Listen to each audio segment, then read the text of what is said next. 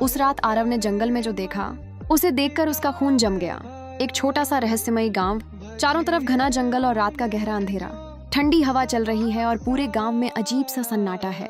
गांव का एक 12 साल का लड़का आरव रात को अचानक एक अजीब फुसफुसाने की आवाज सुनता है। आवाज जंगल की तरफ से आ रही होती है। जिज्ञासा में वह एक लालटेन लेकर जंगल की ओर चल पड़ता है। जैसे जैसे वह जंगल के अंदर जाता है, पेड़ हिलने लगते हैं और अजीब परछाइयां दिखाई देने लगती हैं। कुछ देर बाद उसे जंगल के बीचों बीच एक बहुत पुराना टूटा हुआ मंदिर दिखाई देता है। मंदिर का दरवाजा अपने आप धीरे धीरे खुलता है। अंदर एक चमकता हुआ रहस्यमयी डिब्बा रखा होता है। जैसे ही आरव उस डिब्बे को छूता है, पूरा जंगल अचानक बिल्कुल शांत हो जाता है और तभी उसके पीछे अंधेरे में 2 लाल चमकती आंखें दिखाई देती हैं। जैसे ही आरव ने उस चमकते हुए डिब्बे को छुआ, अचानक पूरे जंगल में तेज हवा चलने लगी। पेड़ जोर जोर से हिलने लगे और मंदिर के अंदर अजीब सी आवाजें गूंजने लगीं।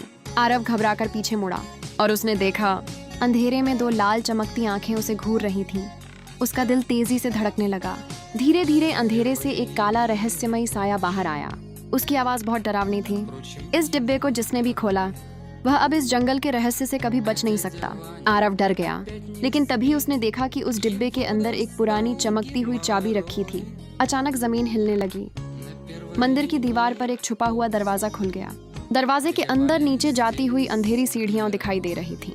आरव समझ गया, इस जंगल में कोई बहुत बड़ा रहस्य छुपा हुआ है। लेकिन जैसे ही वह सीढ़ियों की तरफ बढ़ा, पीछे से वही डरावनी आवाज फिर गूंजी, अगर तुम नीचे गए तो वापस कभी नहीं आ पाओगे। आरव एक पल के लिए रुक गया। फिर उसने हिम्मत करके सीढ़ियों की ओर पहला कदम बढ़ाया और तभी नीचे से अचानक किसी के जोर से चिल्लाने की आवाज आई। नीचे से आई डरावनी चीख सुनकर आरव का दिल जोर जोर से धड़कने लगा। कुछ सेकंड तक वह सीढ़ियों के ऊपर ही खड़ा रहा, लेकिन उसकी जिज्ञासा डर से ज्यादा मजबूत थी। उसने लालटेन को कसकर पकड़ा और धीरे धीरे अंधेरी सीढ़ियों से नीचे उतरने लगा। जैसे जैसे वह नीचे जा रहा था, ठंडी हवा और भी तेज होती जा रही थी। दीवारों पर पुराने रहस्यमयी चिन्ह बने हुए थे जो हल्की नीली रोशनी में चमक रहे थे। आखिरकार वह सीढ़ियों के अंत तक पहुंचा। नीचे एक बहुत बड़ा गुप्त कमरा था। कमरे के बीचों बीच एक पत्थर का दरवाजा था जिस पर ताले का निशान बना हुआ था। आरव को तुरंत याद आया उस रहस्यमयी डिब्बे में मिली चमकती चाबी। कांपते हाथों से उसने चाबी ताले में डाली। क्लिक! दरवाजा धीरे धीरे खुलने लगा और जैसे ही दरवाजा खुला, अंदर से तेज नीली रोशनी पूरे कमरे में फैल गई। लेकिन अगला पल देखकर आरव हैरान रह गया, क्योंकि उस कमरे के अंदर कोई खजाना नहीं था। वहाँ आरव की ही एक पत्थर की मूर्ति खड़ी थी।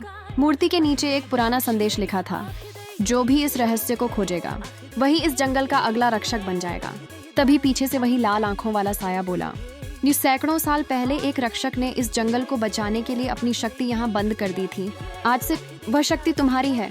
अचानक नीली रोशनी आरव के चारों तरफ घूमने लगी और उसके हाथ चमकने लगे। अब आरव समझ गया, वह इस जंगल का नया रक्षक बन चुका है। लेकिन उसी समय जंगल के बाहर एक और भी बड़ी अंधेरी शक्ति जाग रही थी और असली खतरा अभी शुरू होने वाला था।